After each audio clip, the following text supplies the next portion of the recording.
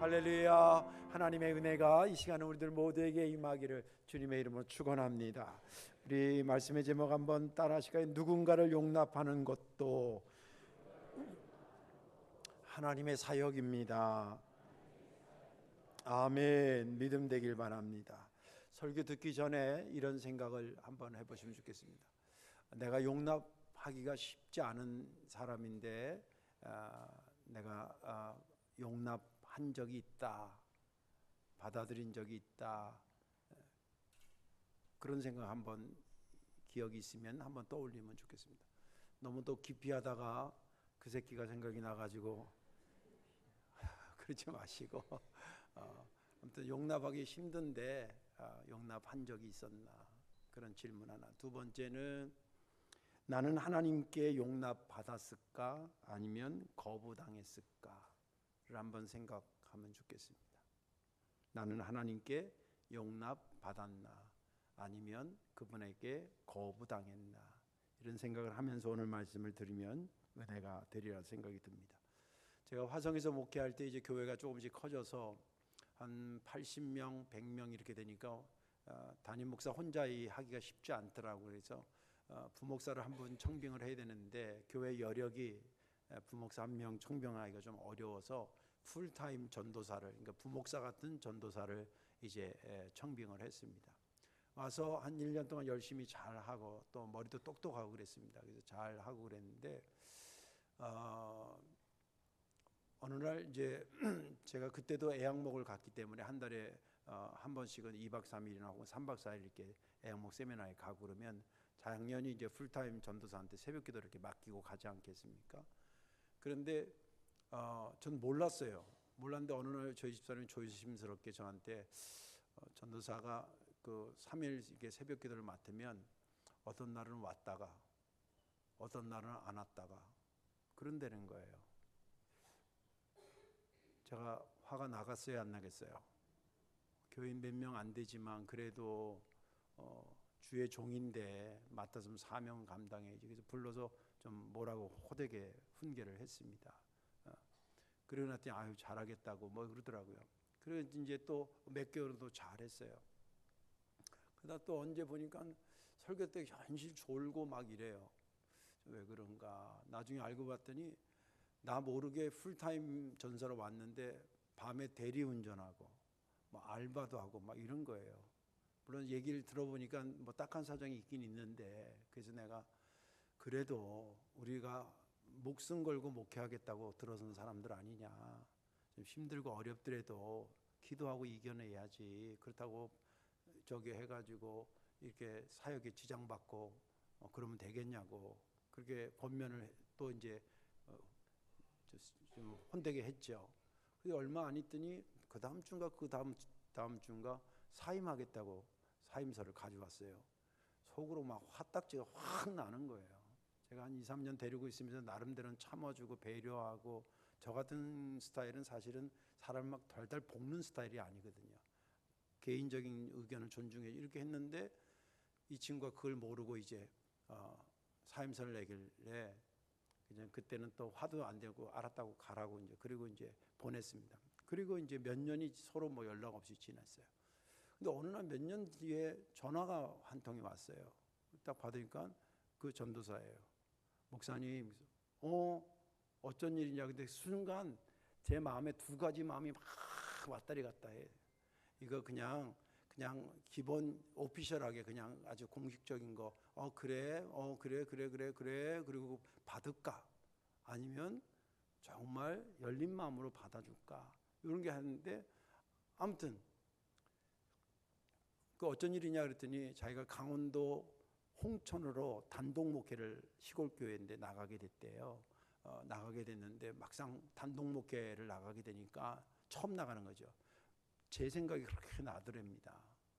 그리고 저한테 좀 죄송한 것도 있고 그래서 겸사겸사 하려고 전화를 드렸습니다 그러더라고요. 근데 조금 전에 이야기한 것처럼 두 마음이 또 왔다 갔다 하는 거예요. 어떻게 받아들일까 내칠까.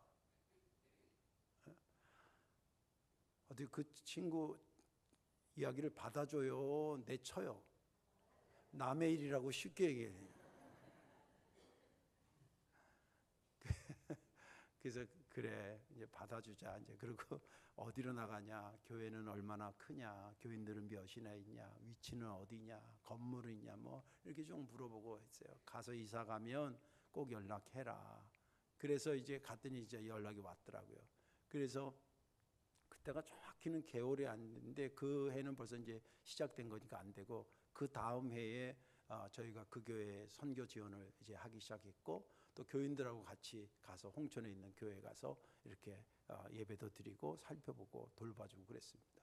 그리고 이제 좀 지난 다음에 저희 교회가 그때 당시는 저녁 예배였어요. 주일날 오후 예배가 아니라 저녁 예배 때인데, 저녁 예배 때 와서 선교 보고차 한번 설교를 하라고 이제 이렇게 불렀습니다. 와서 설교하면서 그러더라고요. 제가 옛날에 거기가 주양교회인데 주양교회 있으면서 목사님 속도 많이 세기고 그랬는데 교인들이 막 웃는 거예요. 다 알고 있다는 거지. 응? 그런데 제가 막상 나가면 뭐 이러니까 생각나고 여러분들이 저를 이해해 준 거 감사하고 열심히 하겠습니다. 뭐 그런 내용의 이제 설교를 했습니다. 그때 이후로 계속 교류가 돼서 지금 뭐 얘기가 얼마나 길어요. 20년 이상 지났죠. 그래서 지금도 교류하고 전화도 하고 같이 밥도 먹고 그런 관계가 됐습니다. 누구를 용납하는 것이 결코 쉽지 않지만, 그러나 그것은 분명 하나님의 사역이라고 하는 것을 잊지 않기를 주님의 이름으로 축원합니다. 오늘 본문은 배경을 좀 여러분들 먼저 좀 이해를 하셔야 되는데, 바울이 로마의 감옥에 두 차례 하는데 이번에는 첫 번째입니다. 첫 번째 감옥에 들어갔을 때에는 가택연금 상태의 감옥입니다. 다시 말해서 자기가 마음대로 돌아다니지는 않지만 집에 갇혀 있으면서 외부에서 오는 사람은 만날 수 있는 그런 패턴의 감옥이었습니다. 그러다 보니까 이제 이런 사람도 와서 이야기도 하고 저런 사람 쭉 얘기도 하고 말씀도 전하기도 하고 또 전도도 하고 그러는데, 한 청년이라기보다는 한 사람을 이제 전도해가지고 그 사람이 예수 믿고 완전히 변화돼가지고 바울을, 그 감옥에 있는 바울을 부지런히 도와주는 신복과 같은, 영어 성경에는 그가 내 심장과 같은 존재가 됐다 그렇게 돼 있어요. 그런 존재가 됐습니다. 그래서 이제 점점 친해지면서 너 어디 출신이냐 그랬더니 골로새 출신이. 골로새 출신? 그러면 내가 거기 골로새 출신에 누구 아는데 누구 알아? 뭐 이렇게 하다 보니까 알고 보니까 자기가 아는 빌레몬 집에 종으로 있다가 이 사람이 야밤도주 해가지고 왔던 사람이 오네시모인 거예요. 순간 바울이 갈등이 생겼습니다. 야, 이걸 빌레몬한테 얘기 안 하고 그냥 데리고 있어? 아니면 그래도 거기서 도망갔다는 걸 내가 알고 빌레몬을 내가 아는데 이 친구를 보내서 허락을 받아서 해야 돼? 이런 갈등을 하다가 결정을 합니다. 그래도 빌레몬한테 원칙대로 하는 게 좋지. 오네시모를 빌레몬한테 보내면서 그 허락을 받아야 되겠다 생각하고 오늘 본문이 기록됩니다. 거기에 이렇게 기록되어 있어요. 빌레몬이여, 내가 당신한테 긴히 부탁드릴 게 있어. 이렇게 편지를 쓰네. 친한 사이니까요. 친한 사이니까 편지를 쓰네. 내가 감옥에서 전도한 사람이 하나 있는데 알고 보니까 당신 집에서 집 나온 오네시모라는 사람이네. 과거에 그 사람이 당신한테 무익했지만 지금은 당신과 나한테 너무 유익한 존재가 돼서 내 신복, 내 심장과 같은 존재가 됐네. 그래서 나를 지금 이렇게 잘 돕고 있네. 오네시모가 잠깐 당신 집을 떠난 것은 하나님의 섭리 가운데 생각해 보시게, 떠날 때는 마음이 아팠지만 여기 와서 이렇게 나랑 예수 믿고 변화돼서 일생 동안 하나님의 일을 하면서 당신 곁에 있게 하기 위해서 잠깐 떠난 것으로 생각해 주게나.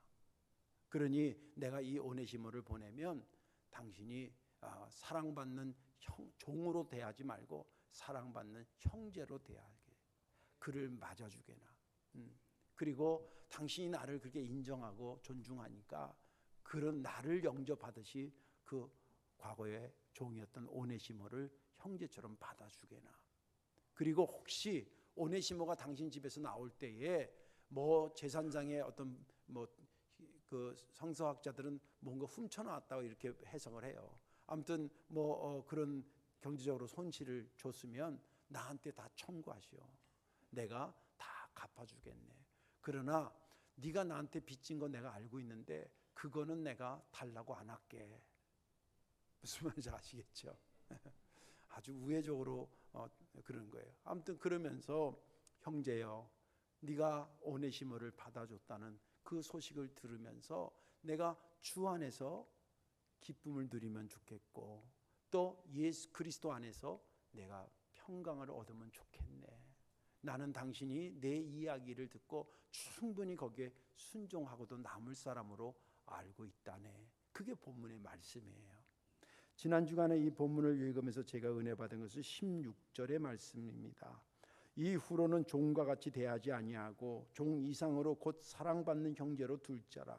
내게 특별히 그러하거든 하물며 육신과 주 안에서 상관된 내게랴. 이 말씀이 은혜가 되는 것은 사실은 용납하는 게 쉽지 않아요. 좀 이따 더 설명하겠습니다만 용납이 쉽습니까?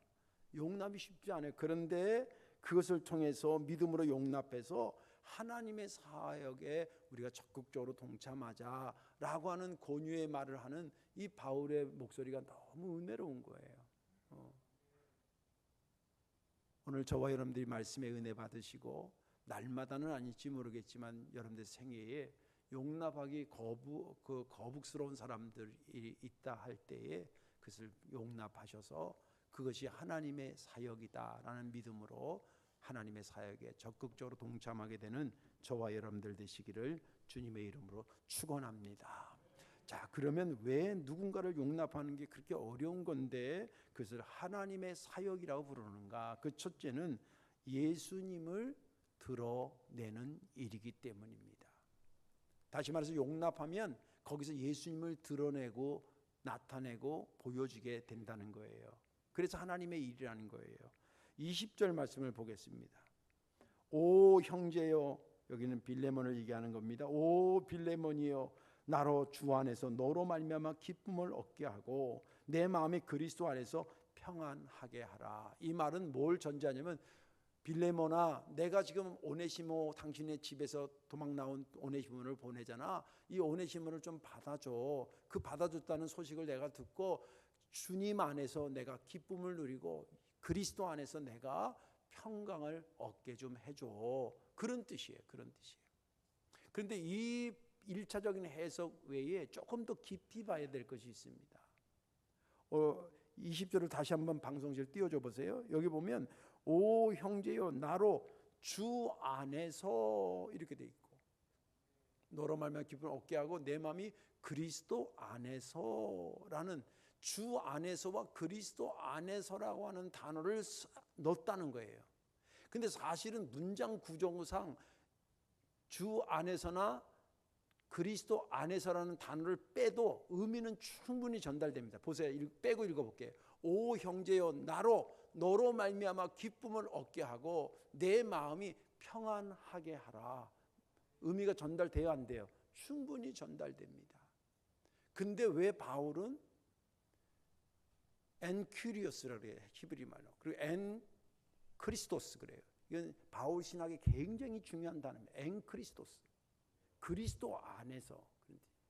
왜 그리스도 안에서라는 말을 넣으면서 기쁨을 누리고 그리스도 안에라는 말을 넣으면서 내가 거기서 평안을 얻게 해달라고 말을 했을까라고 하는 겁니다. 그건 이런 얘기를 하는 거예요.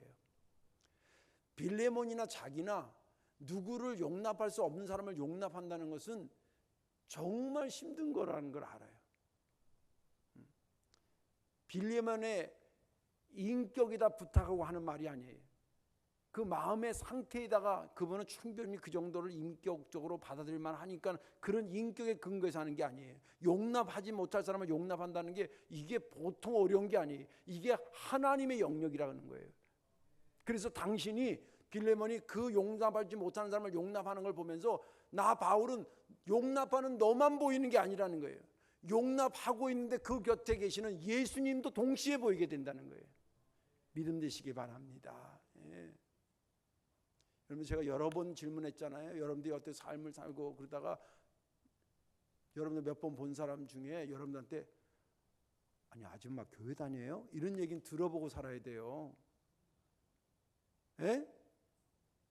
한 번도 안 들었으면 오늘 벽에다 머리 박으면서 회개하세요. 예. 아줌마 교회 다니세요? 어쩐지 말씨도 다르고 표정도 역시 다르더라고요. 용납할 수 없는데 용납하는 걸 보면서 빌레만만 보이지 않고 그 곁에 같이 계시는 예수 그리스도가 보이면서 내가 기쁨을 누리고 그것을 보면서 평강을 누린다 했을 때 엔크리스토스예요. 당신이 엔크리스도 하고 있군요 라는 뜻이에요. 그리스도 안에 있으니까 그리스도와 함께 보인다는 거예요. 그리스도 바깥이 아니라 그리스도 안에 있는 사람으로 보인다는 거예요. 그런데 예수님께서 용납하시는 예수님께서 어떤 모습이었길래 빌레몬은 용납하시는 예수 그리스도를 가슴에 담고 있었을까? 예수님의 사역을 보면 예수님의 용납하심은 선명하게 드러납니다. 몇 가지 예를 들어볼게요.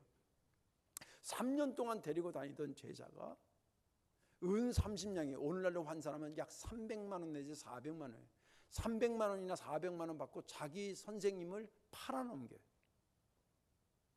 괘씸하겠어요? 괘씸하지 않겠어요? 괘씸하죠. 그런데 더 기가 막힌 거는 당신을 은 30냥에 팔아먹는 걸 뻔히 알면서 그 가룟 유다의 제자의 발을 씻어줘요. 미친 거 아니에요? 예수님이? 또 3년 동안 데리고 다녔던 제자 베드로가 자기 살려고 그렇게 사랑을 쏟았던 그래도 수제자라고 여겼던 그 베드로가 예수님을 3번이나 모른다고 부인해요. 아마 5번 물어봤으면 5번도 모른다 그랬을 거예요. 근데 더 기가 막힌 건 그 3번이나 부인한 베드로를 나중에 부활하신 다음에 갈릴리 호수로 다시 찾아가요. 예수님이 자존심도 없이. 그리고 예수 믿는 사람들 잡아 죽이는데 앞장섰던 바울 만나가지고 그냥 패대기를 쳐도 시원찮을 그 바울을 찾아가서 내가 너를 이방인의 사도로 삼겠다고 해요. 또 예수님의 용납하시는 것은 뭐냐면 자신이 십자가에 달려 돌아가실 때 막 손가락질하면서 깔깔대고 웃었던 그 회중들이 있어요. 그 회중들을 향해서 침탈 뱉고 저주 받는 게 아니라 누가복음 23장 34절에 이렇게 얘기를 해요. 십자가 위에서 이에 예수께서 이르시되 아버지여 저들을 사하여 주옵소서. 저들은 지금 십자가 달려 죽어가는 예수를 막 손가락질하면서 웃는 그들을 얘기하는 거예요. 저들을 사하여 주옵소서. 자기들이 하는 것을 알지 못함이니이다 하시더라. 마지막 5번째는 나 같은 것을 용납해 준 거예요. 저는 모르겠어요. 여러분들의 삶은 난 잘 모르겠는데 분명히 주님이 용납될 만한 존재가 아닌 나를 용납한 걸 제가 잘 알아요. 이런 걸 연구할 때마다 제가 느끼는 것은 뭐냐면 주님과 나는 진짜 본질적으로 엄청난 거리가 있는 존재라고 하는 것을 알아요. 그리고 그분이 하나님이 될 수밖에 없는 분이라고 하는 것을 제가 알아요. 연구하면 할수록 알아요. 이게 주님의 용납하심이에요. 그런데 하나님의 일이라는 게 무엇일까요? 하나님의 사역이라는 게 무엇일까요? 세상에 예수님을 나타내는 거예요. 그리고 그 나타난 예수를 통해서 구원받는 역사가 일어나게 하는 거예요. 그게 하나님의 일이지 그게 뭐예요? 다른 게 뭐가 있어요? 예수님을 잘 나타내기 위해서 구체적으로 하는 것들이 많이 있습니다. 전도도 그렇고요, 봉사도 그렇고, 아까 장로님 얘기한 것처럼 영상 30도 넘어서 땀이 막 비오듯 해도 우리 전도대가 다음 주까지 해요. 좀 그렇게 전도한다든지, 또 어려운 교회, 비전교회 돕는 선교라든지, 또 교회에 잘 섬기고 교회를 잘 가꾸고, 또 우리가 옆에 학교에 장학금을 주고 뭐 이런 것 다 예수님을 드러내는 거예요. 앞으로도 계속 그 일을 통해서 드러내는. 그런데 오늘 본문은 그것만 예수님을 드러내는 것은 아니라는 것을 우리에게 탁 집어줍니다. 그 뭐가 또 어떤 거가 예수님을 드러내는 겁니까? 용납할 수 없을 때 용납해 주는 걸 통해서도 예수는 드러날 수 있어. 그렇게 얘기해요.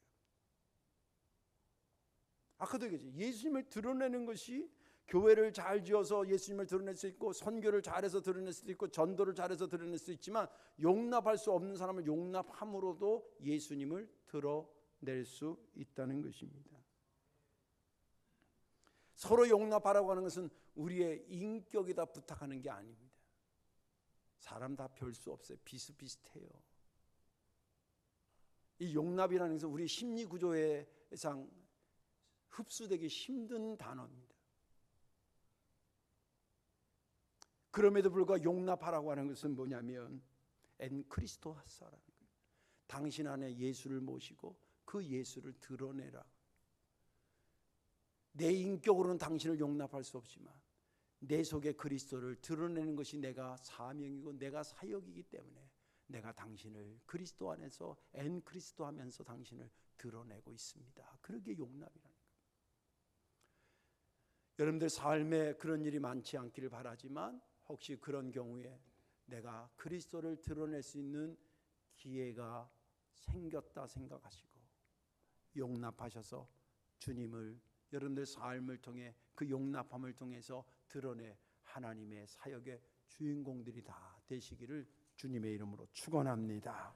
마지막 하나는 왜 누군가를 용납하는 게 하나님의 사역이 되는가? 그것은 건강한 교회를 만들기 때문입니다.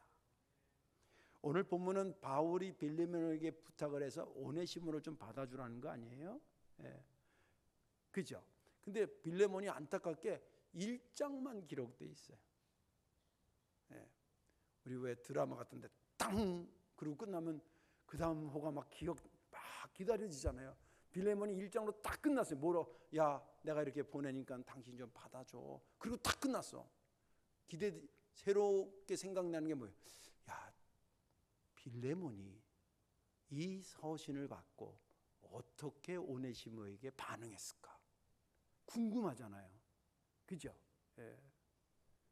거기는 둘 중에 하나일 거예요. 자기는 인격적으로 힘들지만 엔 그리스도 하기 위해서. 그리고 바울, 그 절친한 존경스러운 바울이 이렇게 권유하니까 그 얘기를 듣고 그래, 형제처럼 내가 받아줘야지 라는 생각을 할 수도 있고, 반대로 뭔 소리를 하고 앉아있어, 내 눈에 흙이 들어가기 전에 말도 안 되는 소리를 하고 있어요, 용납 못해요 라고 할지. 네. 궁금하잖아요.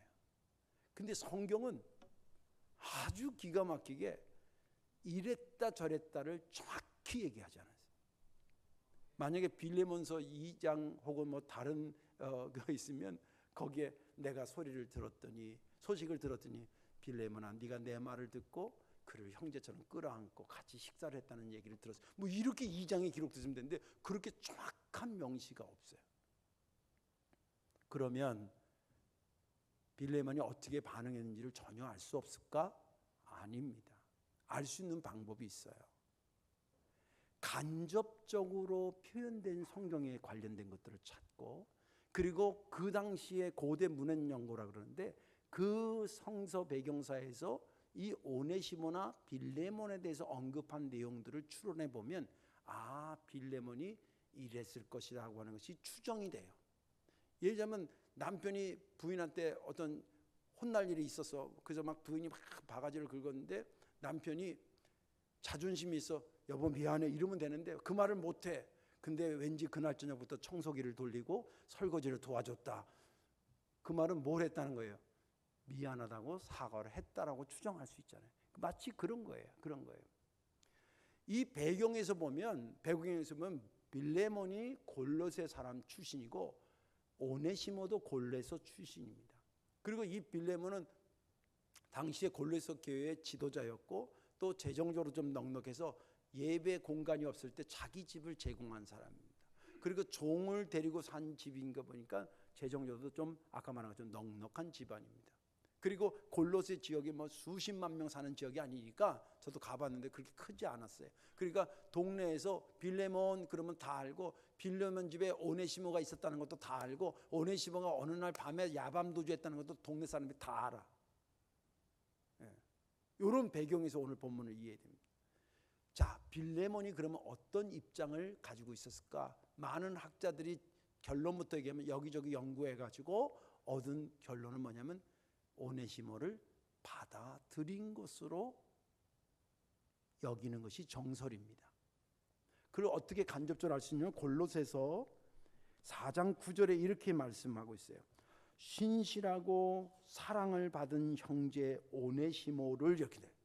잘 보세요. 지금 골로새 교회 빌레몬이 골로새 교회에 쉽게 하면 장로님 같은 그런 교회예요. 지도자예요. 근데 그 골로새 교회에 보낸 편지에 신실하고 사랑을 받는 형제 오네시모인데 이 사랑을 누구한테 받았냐는 거예요. 바울도 사랑했지만 골로새 교인들도 오네시모를 사랑해줬다는 거예요. 용납해줬다는 거예요. 그래서 많은 학자들이 어떻게 해석하냐면 그렇지, 공동체가 먼저 해석하기보다는 빌레몬이 당사자니까 빌레몬이 그래 내가 받아들일게 라고 하는 것을 보면서 주변 사람들이 아유 빌레몬 주인이 저렇게 받아들이는데 우리도 받아줘야지 이러면서 받아줬다는 거예요.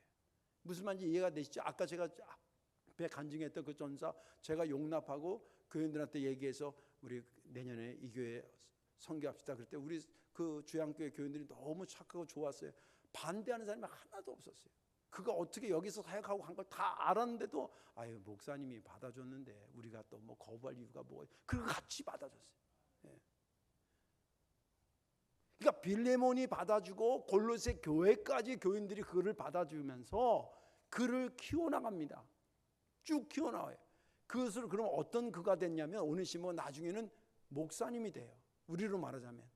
그걸 어떻게 하냐면 이 골로새서가 기록된 40-50년 뒤에 여러 서신들이 있었는데 성경에 들어오지 않았지만 그 서신 중에 안디옥의 주교 역할을 했던 이그나티우스라고 하는 사람이 에베소 교회에 보낸 편지가 있어요.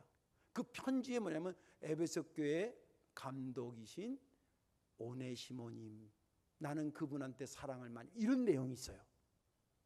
제가 다 소개하지 못하지만 그 얘기는 뭐냐면 그래서 많은 학자들이 이 오네시모가 담임 감독이 된 이 오네시모가 과연 누굴까? 근데 골로새 지역적으로나 여러 가지 볼 때 이 사람이 그 골로새 교회에서 받아줬던 그 사람이 이렇게 해서 여기까지 이르지 않았는가라고 생각하는 게 거의 정설입니다. 종합해 보면 용납할 수 없었던 종이었던 오네시모가 회개하고 돌아올 때 용납하고 또 빌레몬만 용납한 게 아니라 골로새 교인들 전체가 그를 용납해서 잘 키워서 아주 훌륭한 주의 종을 만들었다는 거예요. 여러분들 그런 골로새 교회가 병든 교회 같아요? 건강한 교회 같아요? 건강한 교회. 빌레몬 한 그 사람이 용납하면서 교회가 용납하게 되고 그런 사람을 키워나가는 그 교회가 건강한 교회가 됐으니 여러분들 교회에 하나님의 사역이 뭐겠어요? 건강한 교회가 되는 것이 하나님의 사역 아니겠어요? 예. 사람도 외모가 있고 내부 오장육부가 있는 것처럼 이게 다 건강한 것처럼 교회도 외형도 있고 내면도 있거든요. 우리가 몇 평짜리 건물이 있고 선교를 어떻게 하고 이거 다 외형적인 겁니다. 이것도 건강해야 되지만 내면에 우리 성도교회 문을 열고 오니까 정말 거긴 사랑이 있고 용납이 있고 이해가 있고 손잡아줌이 있고 용기가 있고 목사님과 교인들과의 관계도 좋고 교인과 교회 관계도 좋고 하나님과 교인과의 관계도 정말 누가 어디 봐도 손색이 없는 그런 의미를 갖고 있는 거예요. 근데 그것이 큰 일에서부터 시작된 게 아니라 개인 대 개인의 용납이 힘들지만 받아들여주고 모아져서 그 교회를 건강하게 세우고 또 그러한 훌륭한 목회자로 만드는 역사가 이루어졌다는 것입니다. 그런 의미에서 내가 누군가를 용납하는 것은 그 1차적으로는 그 사람과 나와의 개인적 관계일지 모르지만 교회적으로 볼 때는 그것이 전체를 건강하게 만드는 아주 불쏘시개 같은 역할을 감당하는 것이나 똑같다는 것입니다. 그런 의미에서 누군가를 용납하는 것이 어렵지만 그것이 교회를 건강하게 만드는 것이기 때문에 그것은 하나님의 사역이 되는 것입니다. 이제 말씀을 정리하겠습니다. 우리 말에 이런 말이 있잖아요. 숲만 보느라고 거기에 있는 나무들을 못 볼 때 있고 또 나무만 보느라고 숲을 못 보는 경우도 숲도 보고 나무도 봐야 된다. 이걸 우리 하나님의 사역으로 본다면 나가서 외부적으로 선교하고 뭐 이렇게 하고 전도하고 이렇게 하는 것이 숲이라고 봅시다. 그런데 그런 숲만 있는 것이 아니라 여기는 각자의 삶이 있고 각자의 용납함이 있고 각자가 해야 될 그런 나무와 같은 일들이 즐비하다는 거예요. 이것들을 감당할 것들을 감당할 때 숲도 나무도 건강해지고 숲도 건강해서 안팎으로 건강해지는 그런 하나님의 사역을 이루어 나간다는 것입니다. 그런 면에서 오늘은 특별히 내면의 것을 우리에게 지적해 준 말씀이신 겁니다. 오늘 이 말씀이 여러분의 생애에 정말 새로운 힘과 양약과 용기가 되는 말씀 되기를 주님의 이름으로 축원합니다.